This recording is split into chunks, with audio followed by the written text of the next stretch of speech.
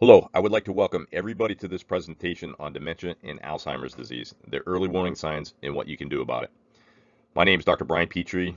I am the author of the Amazon best-selling book, Your Health, Your Life, Your Responsibility: Why Insurance and Traditional Medicine Can't Save You.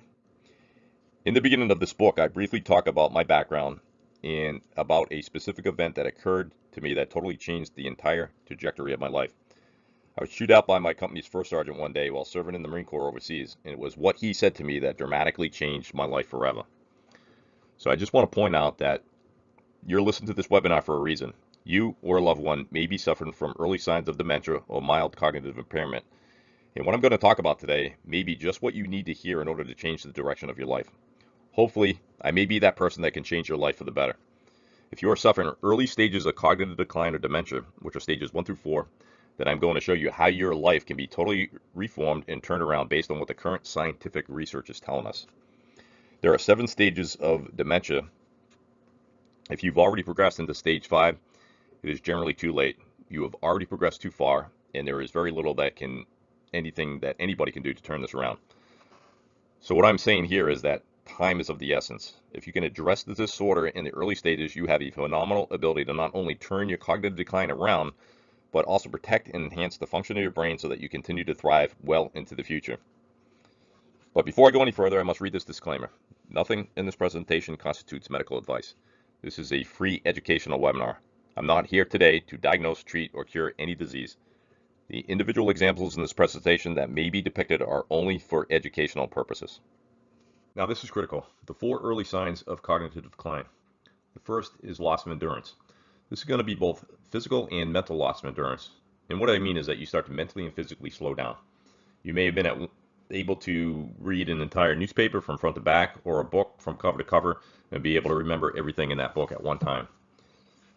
You may have been able to stand all day long without experiencing any back pain or fatigue, but now when you start to experience loss of endurance, you can no longer remember what you read on those pages, and within 15-20 minutes you start to experience back pain and fatigue. The next, you're going to start to lose focus, attention, and concentration. This is where we want to catch everybody early, because when we go over the 7 stages of Alzheimer, you're going to discover that lack of focus, attention, and concentration, which is also known as brain fog, is considered the stage 2 of Alzheimer's disease. The problem with this is that when people mention this to either a family, a friend, or even their primary care physician, what happens? They usually will blow it off or start laughing, and you might hear common things like, "You're just getting old." This is typical of aging. And nothing is ever really done about it. Although you may be aware of your lack of focus, attention, and concentration, you may be self-conscious about saying anything, thinking that people would laugh at you or just not take you seriously. However, if you had a gash in your leg and you're bleeding out, people would definitely take you seriously about that, but focus, attention, and concentration issues, people ignore because it can't be seen. So if you're experiencing this brain fog problem, it's not that you're getting older, because the science is clear that healthy aging brains do not do this. What it does mean is that your brain has decreased in its function and you're already in stage 2 of Alzheimer's disease or dementia. My job here today is to help guide you and to simplify the scientific literature. This webinar will be light on neurological terminology. However, I'll do my best to translate this into plain English so that you can understand the information. So a quick shout out to the Barlow Brain Body Institute as well as the Karazian Institute for allowing me to use these slides in this presentation. This diagram here shows basically what dementia means in simple terms: loss of brain function. You can see on this diagram that the brain on the right is a lot smaller in volume than the brain on the left. And this is something that can be seen on specific type of MRIs that can be ordered. This slide here actually depicts a human brain, and you can see the difference between the right and the left hemisphere. On the left side, you can see how there's much more separation between what's called the gyruses of the brain, where the one on the right is more tightly packed, and it's likely that this person did suffer from some type of cognitive decline, more affecting the left hemisphere of the brain than the right. So this is what was forecasted and published in the Alzheimer's Association Facts and Figures in 2021. Here's what's important. Currently, there are roughly 6 million people diagnosed with Alzheimer's disease here in the United States. What the research states is that this condition is expected to triple over the next 30 years. So if you kind of read between the lines here, what they're saying is Big Pharma really is not telling us that they don't have an answer for this problem. If they did, these numbers would expect not to be escalating, but actually be going down. They're saying right here that the cure for this is not likely to be happening anytime soon. Currently, neurological diseases, which are diseases of the brain and nervous system, are at record high levels that have never been seen this before. This is the list of the top neurological diseases, which include headaches, dementia, stroke, multiple sclerosis, Parkinson's, and Alzheimer's disease. As you can see, dementia, Alzheimer's, and Parkinson's disease are in the top 6 of all neurological diseases. So a little bit about myself. I am a doctor of chiropractor by trade for over 25 years and specialize in the areas of regenerative medicine and functional medicine. I am a student of the Barlow Brain and Body Institute, as well as a student of the Karazian Institute in Advanced Functional Medicine and Clinical Mastery program currently. Also a student of the International Board of Functional Neurology. Now I say student because this is a constant evolving field of science. Newer research is continuously being published and is rapidly changing. I try to stay on top of what is being published in management of these disorders, and I find the best way is through continuing education. Most of us do not know or realize that it may take up to 20 to 30 years after a peer-reviewed science journal releases compelling new data or research for it to become medical policy and standards of care in medical practice. Many of us do not have that kind of time to wait. My office is also certified to administer the Montreal Cognitive Assessment Screen, which is also known as the MOCA screening test. This test is designed to assist in detection of mild cognitive impairment and Alzheimer's disease, and we use it in our treatment as an assessment tool to measure the success of our treatments. I'm sure if I asked everyone whether they were concerned about becoming a burden to your family, all hands would go up, meaning that you don't want to be a burden to your wife, your husband, your children, or your grandchildren. But here's what we know from the Alzheimer's Association. When we progress into stage 5 of Alzheimer's disease, and again, there's a total of 7 stages before death. If you progress into stage 5, you've already passed the point of repair and you're too far gone. Once you progress into stage 6, your condition continues to worsen and you lose interest and start taking care of yourself. And you actually start urinating and defecating. This means that somebody else will be responsible for cleaning you up, and that would be considered by most to be a burden on your family. At stage 7, you continue to defecate and urinate on yourself, and you no longer are able to feed yourself. Somebody else is going to have to do that for you as well. Also, in stage 7, the research shows that the average person will live in stage 7 for an additional 2 years, which means for the next 2 years, somebody is going to be dressing you, cleaning you, changing your diapers, as well as having to feed you, which means you're going to be a burden to your family. So let's not be that person. If you love your family, you'll take this seriously and do whatever it takes to reverse your cognitive decline. If you remember what I said earlier, medicine is telling us that they have absolutely nothing to offer for this condition. So there won't be a drug anytime soon and think everything's going to be okay. So a way you can tell if someone has progressed into stage 5 of dementia is that person no longer thinks that they have a problem. It usually becomes everybody else's, or they think everybody else has a problem. They're no longer aware that a problem exists. And at this point, they've reached stage 5. The way that this shows up in my office is there's usually a family member that may bring in their mother or father for an evaluation. And when I ask them why they're here, I usually get a response similar to, like, I don't know why I'm here. I don't want to be here. The only reason I'm here is because so-and-so wanted me to come. They no longer think that a problem exists. So just to define a few terms here, dementia is a syndrome, and it is an umbrella term used to describe a range of symptoms associated with cognitive impairment. 60 to 80% of the people with dementia have Alzheimer's disease, where 10 to 40% are vascular in nature, meaning it's as a result of a blood vessel issue, and 10 to 25% is Parkinson's disease. There's another type called frontal temporal demise, and that makes up 10%. And this is where the actual area of the brain, the frontal lobe, which houses our personality centers, starts to deteriorate and degenerate. And this is where you can see someone go from a peace-loving, salt of the earth type person to a drunken sailor overnight. So this is a study from Johns Hopkins where it says early onset Alzheimer's disease begins before the age 65. And here's the thing, this is where the doctor is most likely going to misdiagnose you. Because when you go to most doctors and you tell them that you're having focus, attention, and concentration issues, or you walk into a room and forget why you walk in there, or you keep losing your keys, if you're 65 years old, what do you think the doctor's going to tell you? You're just getting old. Things happen with age. However, according to all the recent scientific literature, this is not true at all. It is not that you're getting older. It is because your brain is starting to decrease in its function. What I'll do today is talk about what you need to do to make modifications to slow this process down and regenerate your brain if caught early enough. Improving our cognitive function. What we want to do is improve our short-term memory, which is also known as short-term recall. We want to improve our long-term recall, and we want to be able to organize and plan events. This is what people with healthy, functioning brains can do. One of the first things that happens with Alzheimer's patients is they start to lose their ability to plan events. They can't plan a trip to the grocery store and make it back without getting lost. Now, many things that we do in our daily lives can have a significant impact on how quickly our brains will begin to degenerate. This is important because this Alzheimer's problem that we have here in the United States, and this is where it's going to hurt a bit, but the truth is that this is a self-inflicted wound. For most of us, we've done this to ourselves. Now, I know there's genetics involved, but that's only 1% chance, and that genetics only become a factor when it is affected by environmental factors. And these factors I'm talking about have to do with diet, nutrition, and lifestyle. Just a few improvements in the right areas of your life, you can slow down the degenerative process, improve your cognitive function, your brain health, endurance, and actually improve your intelligence with age. I'd like to show you the study that came out in 2016. It was published in the Journal of Prevention of Alzheimer's Disease. This one study alone can show you what I'm talking about in regards to how doing the right thing can change everything in your life. What they did in the study was they took people from the ages of 60 to 80 years age, and they used what is known as a multivariate solution. What this means is that in order to get the disease, you have to do a multiple of the wrong things over a period of time that causes the degeneration and destruction of your brain. Again, most of us have no clue what this is, and most of our medical doctors never make us aware of what these are. So we need to talk about these multivariate factors and stop doing these things that are destroying the brain and start to implement things that can slow down the degenerative process, repair it, reverse it. Hopefully this makes sense.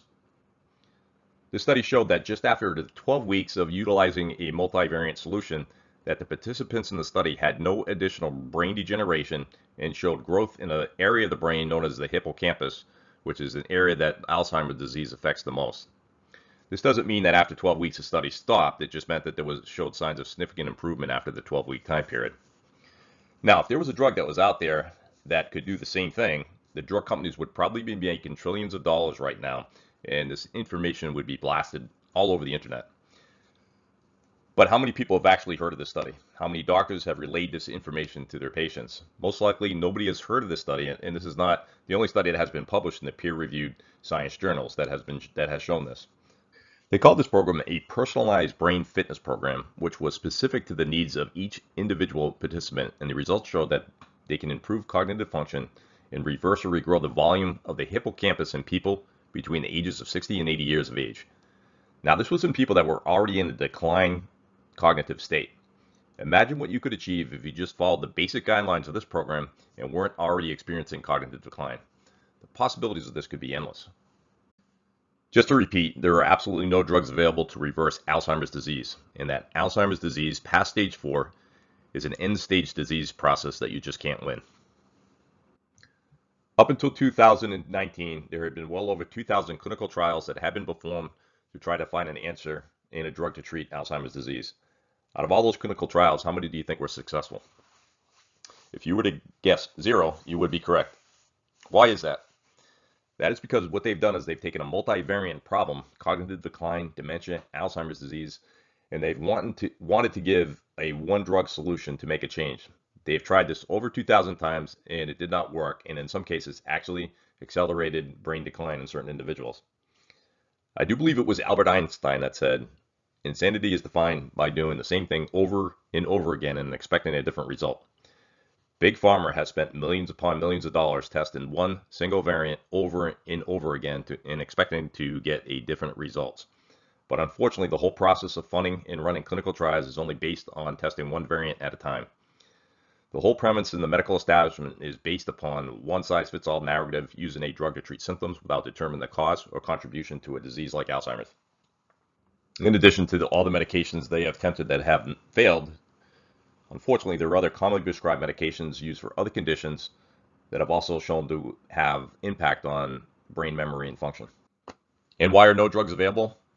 Well, this is a statement from the National Institutes of Health that dementia and Alzheimer's disease is what's called a multivariant condition, and as the name implies, there are multiple reasons why a person suffers from dementia. It is not caused by a single factor. I have already stated time is of the essence. Once you have progressed into stage 5 of this disease, little or nothing can be done to reverse the effects. The biggest factor is time, and if you catch this disorder within stage 1 to stage 4, you have great ability to turn this condition around. 3 important milestones for cognitive decline and dementia. First, you experience what is known as subjective cognitive decline. Everyone in the early stage will experience this first. What it means is that you and you alone know that your focus, your attention, concentration, and short-term memory is off. Subjective meaning that you are the only one that is aware of it. Then you progress to what's known as mild cognitive decline. You have up to 2 regions of the brain that are now malfunctioning. At this point, your children, your spouse, friends, coworkers can tell that there's something wrong, but usually everyone is pretty much blowing it off, not taking you seriously, and kind of laughing about it. They don't think it's a big deal until you hit stage 5, and at that point it does become a big deal, and it also becomes too late. When you hit dementia, this is where you have 2 areas of the brain that are malfunctioning, and now you've lost the ability to perform up to 2 activities of daily living. These can be things like no longer having the ability to manage your checkbook, no longer to be able to plan to go to the grocery store or drive to the grocery store without getting lost, and pretty much basically inability to plan your daily activities. So you have subjective cognitive decline, which is where you want to catch this. You know there's something wrong, but nobody can actually give you an accurate diagnosis. Then you progress to mild cognitive impairment. This is where people around you start to notice there's something wrong, but even when you go to your doctor, most of the time they're going to tell you, look, you're now 60 years old, you're getting older, or you may just be going through menopause. However, we're now starting to see people having symptoms of cognitive decline as early as 30 and 40s. So being told that you're getting old or going through menopause is just not a good explanation. In this slide, we see stages 1 through 4, which is where we can slow this down and reverse it according to what research is telling us. At stage 1, we actually do not have any type of impairments. At stage 2, you are now experiencing focus, attention, and concentration issues. This is the subject cognitive decline I talked about. You know that your focus and attention is off. Stage 3 is when you walk into a room and you forget why you walked in there. We call somebody on the phone, we forget why you called them or what you were talking about, or you're in conversation with somebody and forget what you're talking about. Now, when you start doing these things every day or nearly every day, we have moved from stage 3 into stage 4. So when you're lost in conversation and you cannot remember what you're talking about, and this is happening on a daily basis, you have progressed from stage 4, and this is a major problem because the next stage is stage 5. And again, in stage 5, it is unlikely that you will benefit from any type of treatment, and your compliance with what needs to be done is near impossible. Cognitive decline will begin to impact your entire family. Many people that see this information are either already experiencing early signs of cognitive decline or have a family member that is experiencing these symptoms and already know how this is going to impact them and cause tremendous burden on their family. So I'm here to tell you it doesn't have to be this way unless you choose to go down this path. Nobody is going to care for your brain more than you, and if you don't care for your brain, nobody else will. Now, this information I'm talking about here is earth-shattering.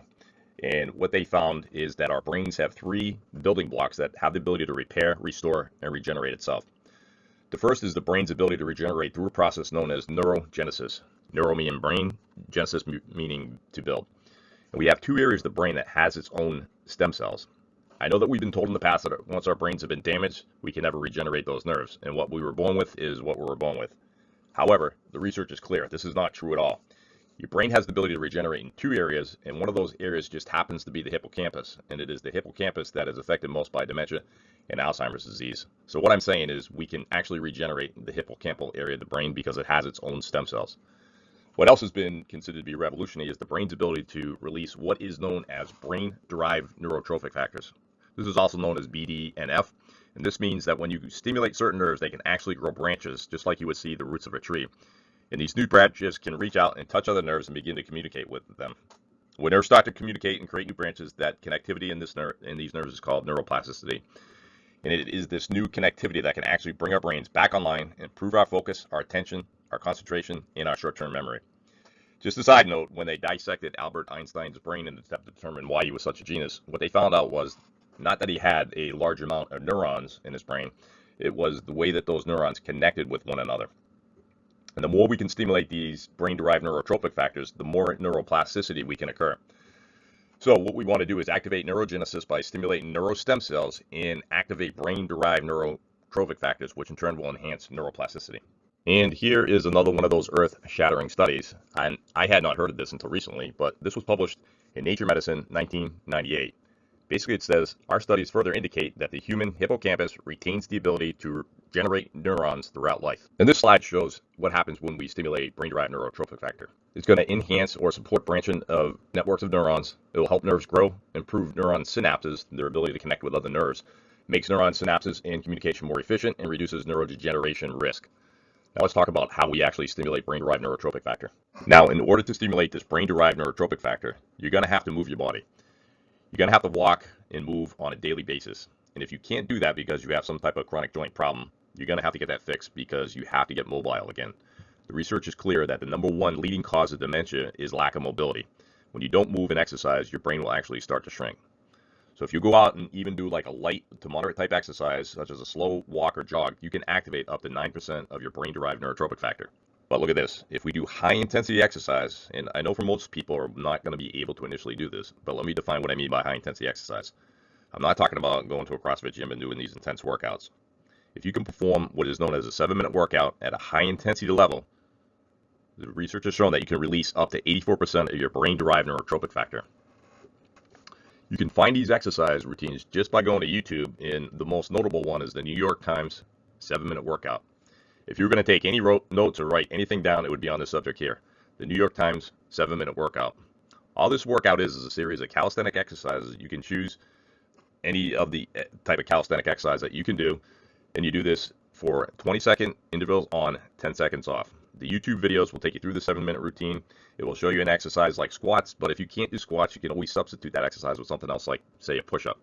The point is, for the 7 minutes, you'll be doing some type of exercise. Even if you can't get through the 7-minute workout, if you strive to start just with 3 to 4 minutes, but work up to 7 minutes eventually.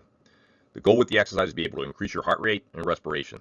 The more intense you can perform these exercises, like as many repetitions as possible during the 20-second interval, the more brain-derived neurotrophic factor will be released, which will enhance your brain's ability to connect with other nerves and stimulate neurogenesis.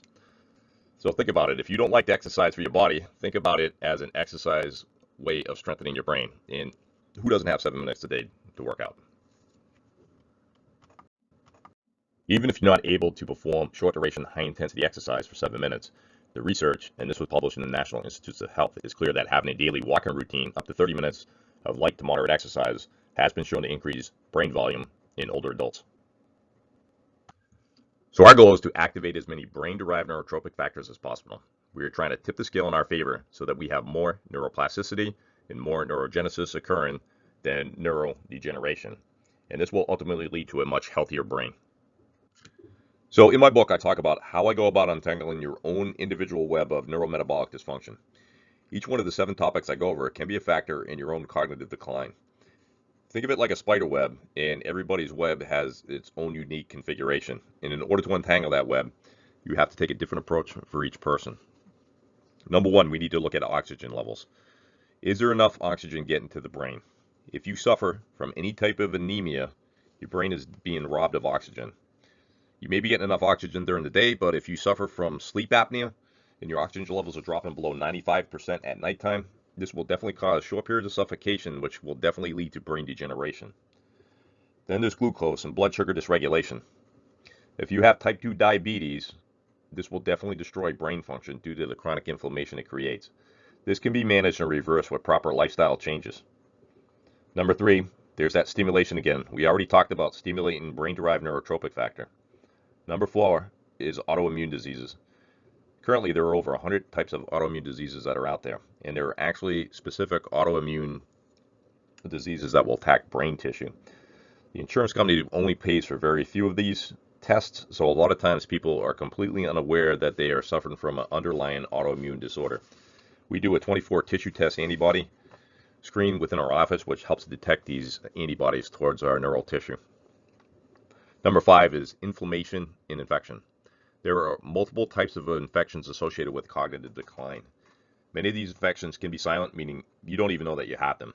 Research now shows that the amyloid plaque and tau protein buildup, which is also known as sticky protein, in your brain is a result of your brain's immune system that is constantly trying to fight off these infections.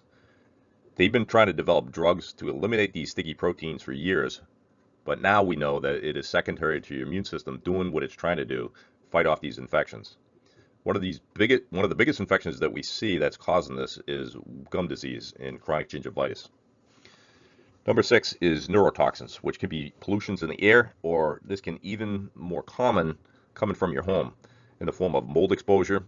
It can be from a chemical exposure from the fire retardants they put in our mattresses to our furniture, as well as all the chemicals that are now put in the foods that we eat.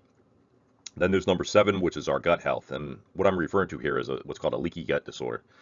Leaky gut has been well established in the scientific literature. Why it's so important is that if you have a leaky gut, what is happening is there's separation in the cell layer of the gut, and now undigested food, proteins, and bacteria can pass from your gut into your bloodstream, virtually meaning that the crap that's in you should be in your intestine is now circulating in your blood. This is bad because this can cause systemic inflammation through your entire body.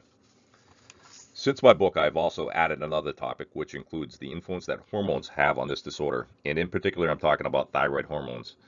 If your thyroid hormones are not functioning optimally, it will definitely accelerate brain degeneration. Many times when I'm doing case history with my patients, I see that they're on certain types of thyroid medications, and when I ask them what their diagnosis is, I often hear them say, I have low thyroid. Having low thyroid is a sign that something is wrong. It is not an actual diagnosis. So let's take a look at some of these foods that have been shown to be associated with cognitive decline. First, we have wheat, grain, and flour. I'm not just talking about the gluten portion of wheat here. There are over 32 different types of proteins that are in a wheat kernel. Gluten just happens to be a very small percentage of one of the proteins that are in wheat. Today, the wheat we consume in the United States is not the same wheat that we used to consume in the early 80s. Nowadays, wheat has been what's called hybridized. It is not natural. The original idea behind this was to create a much greater yield in the field, and the idea was that it would solve world hunger. The person who created this actually won a Nobel Peace Prize for its discovery. But it had unintended consequences, and it created a protein that our body cannot digest. There has been a massive surge in autoimmune and neurological disorders since the 80s. Virtually all neurological disorders has a relationship to wheat and gluten sensitivity. Wheat is now the #1 most destructive protein that you can put in your body. In addition to wheat, we have sugary drinks, sweet teas, sodas, refined carbohydrates, trans fatty acids, processed foods, artificial sweetness, and alcohol. These are all associated with the perfect diet for Alzheimer's disease. This is taco, and this represents what happens to a microglial cell when it becomes damaged, and the term they use is called primed microglial cells. It becomes these territorial chihuahuas that are very angry and start spewing out inflammatory markers, cytokines, and basically will just start the downward process of tissue destruction. And this is just one research article that talks about this whole process of microglial cell priming. This was published in the Journal of Neuroscience in 2014, and basically states that systemic inflammation can cause neurodegenerative diseases via microglial activation activity. So if we go back and look at the early signs of degenerating brains, which is loss of endurance, focus, attention, concentration, and brain fog, we should be starting to take this much more seriously. Again, time is of the essence. If you are already experiencing these symptoms, you are in the early stage of cognitive decline. If you're a new patient in our office and you're coming in for either cognitive decline or other metabolic disorders, this is one of the forms that would be required to fill out. This is from the Karasny Institute. It's called the Brain Regional Localization Form. What it does is it helps us to localize area of the brains that have a potential problem. This looks at every lobe of the brain, and by scoring this, we can see where potential problems may be. Anytime someone scores a 3 or 4 on this form, it is an area of significant problem and it needs to be further investigated. In addition, our patients will complete a metabolic questionnaire that will help guide us to other areas of the body that may not be functioning optimally. This is then combined with information from a case history and a detailed neurological examination. At that point, if any laboratory examination tests or further diagnostic imaging like MRI or X-rays are needed, they would be ordered. This lab report is from the Cyrex Laboratories, which is one of the top immunological laboratories in the world today that provides services that no other lab can provide. This particular panel is called a Alzheimer's Links panel. It is a groundbreaking test for detecting dementia, Alzheimer's associated immune reactivity. We can get a very unique perspective on what is happening to this person's brain. This patient is in late stage 4 and borderline stage 5 of dementia. Her primary care doctor has just taken her driver's license from her. Look at what we see here. She has buildup of the sticky proteins, amyloid plaque, and tau protein up here at the top. What do we know about that? That is in response to some type of immune reaction in chronic infection or toxic burden. When we look under the pathogens in chemical sections, we see that she has an underlying infection and chemical buildup in her tissue. Her immune system has been trying to deal with this chronic infection, which is likely why she has that sticky protein buildup. When we look at her growth factors, such as the brain-derived neurotropic factor, we see that these are within normal limits, so she has the ability to regenerate. Page 2 of this report looks at food sensitivity. We see that she has a major reaction to the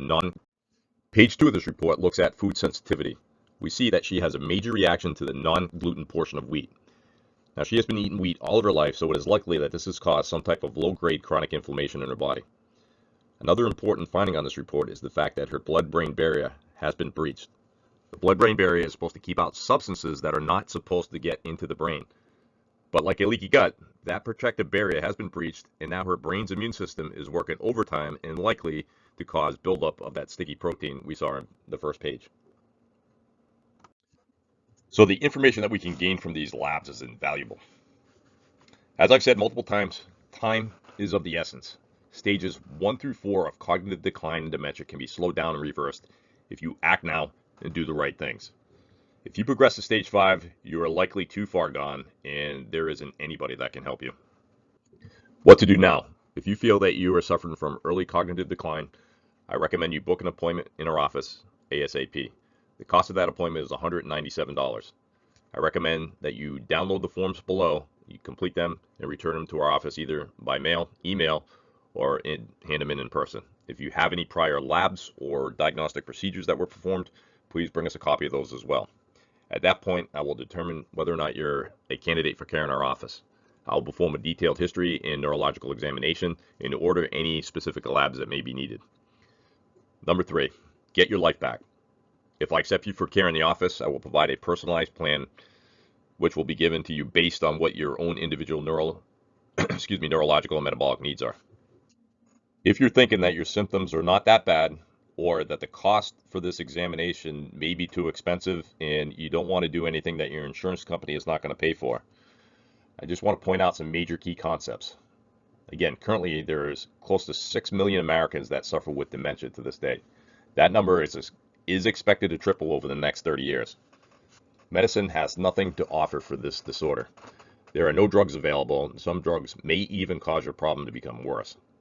On average, a person with dementia or Alzheimer's disease lives for 48 years after diagnosis. You may never get an accurate diagnosis until you are already in stage 5, and by that time it is too late. If your family cannot care for you or do not want to take on your burden, you will be placed in an assisted living facility if one is available and you can afford it for the care that you need. If you suffer from Alzheimer's or dementia, the average cost for assisted living in the United States at this time is $5,430 per month, which is $65,160 per year and $325,800 for 5 years. And that cost is expected to rise. This is Dr. Brian Petrie. I want to thank you for taking the time to listen to this presentation today. I hope you found the information valuable. If you have any questions, please don't hesitate to reach out to our office. My number is 774-409-5055. Thank you.